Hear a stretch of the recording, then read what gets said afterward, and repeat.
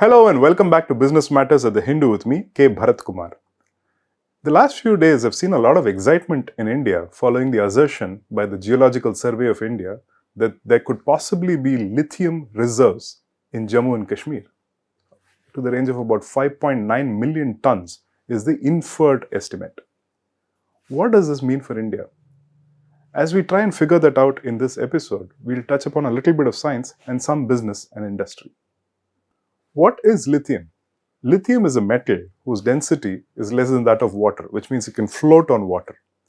But here's another fun fact about lithium. It is not a metal that is naturally formed on Earth. It is called a cosmic metal. What does that mean? One theory has it that it is the only metal produced when the Big Bang happened 13.7 billion years ago, according to Cosmos magazine.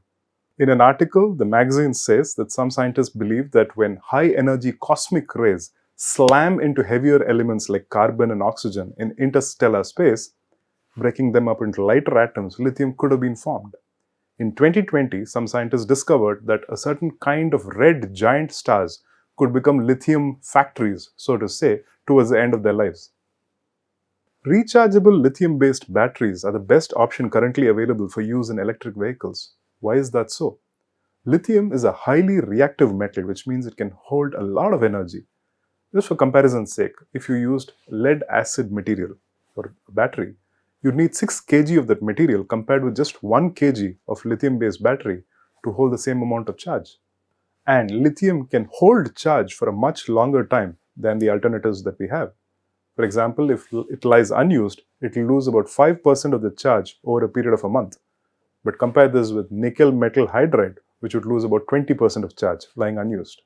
Also, lithium batteries lend themselves to relentless rechargeable cycles, maybe thousands. Lithium does not come without disadvantages. A lithium-ion battery typically degrades in about 2 to 3 years. Degradation is different from its ability to hold charge, mind you. HowStuffWorks.com points out that if at all you pick up a battery based on lithium-ion from a store shelf, make sure you check the manufacturing dates. Because if it's been lying for a year in the store, then your battery life is that much shorter.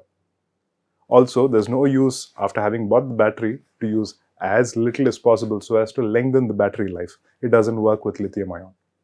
In volume terms, is the discovery of lithium in Jammu and Kashmir significant? A fortnight ago, the GSI found an inferred reserve of 5.9 million tons of lithium. For context, according to an article in our sister publication Business Line, the previous discovery in India was in Karnataka's Mandya district in 2021, which was at about 1,600 tons. How about other countries? What reserves do they have? Bolivia, the article points out, has 21 million tons. Argentina, 17. Chile, 9. The US, 6.8. Australia, 6.3 million tons.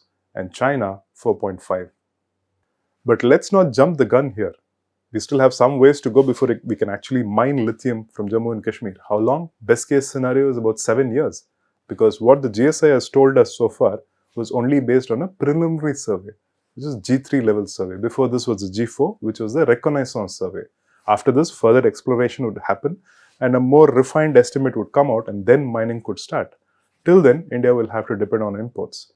As the article in Business Line pointed out, fortunately, we have an FTA, a free trade agreement with Australia, from whom we import, and there's zero duties on lithium imports for India.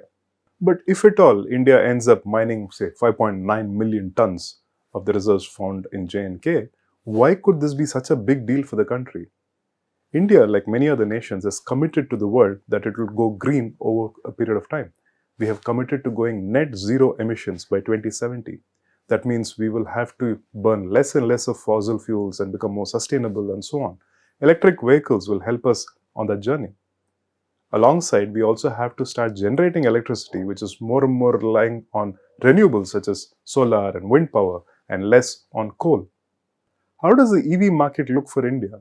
It is expected to grow at about 30 to 31% CAGR or compound annual growth rate over a 6-year period, according to a Mordor intelligence report. Interestingly, commercial vehicles more than passenger vehicles will prop up the figures. That's obvious now due to government policies that encourage replacements for commercial vehicles that use internal combustion engines. In July last, Roads and Highways Minister Nitin Gadkari had said that the EV count would go up from 14 lakh at that point to about 3 crore vehicles in 2 years. In addition, scientific research is helping us either raise the performance levels of lithium-ion batteries or bring down its costs. In a paper that is set to be published in the science journal Carbon in March 2023, authors Jagdish Narayan and others say that by engineering minute and controlled defects in lithium-ion batteries, it's possible to raise their capacity to hold power, by 20%. An article at sciencedirect.com quotes the author as saying that these defects are in the form of grooves caused by the use of lasers. With just that little bit more elbow room, lithium ions get more space to move about, allowing for higher power capacity.